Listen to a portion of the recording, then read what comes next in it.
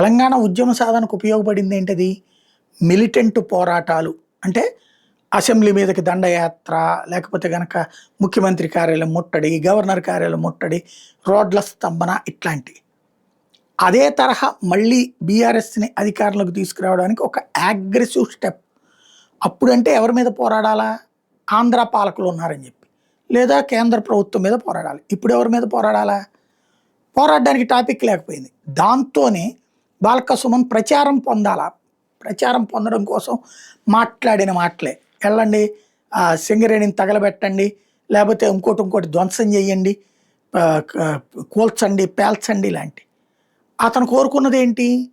కార్యకర్తకి ప్రచారం. కానీ తనకిప్పుడు బాగా ప్రచారం వచ్చింది. మాట్లాడడం ద్వారా ప్రచారం అయింది. అరెస్ట్ ద్వారా ప్రచారం అయింది. జైల్లో ఉండడం ద్వారా ప్రచారం అయింది. వచ్చేస్తాడు 4 రోజులు పోతే బయటికి. కానీ ఇప్పుడు ఇక కేసీఆర్, కేటీఆర్ వదులుకోలేని స్థాయిలో తను ఉండాలని కోరుకున్నాడు. అదే జరిగింది.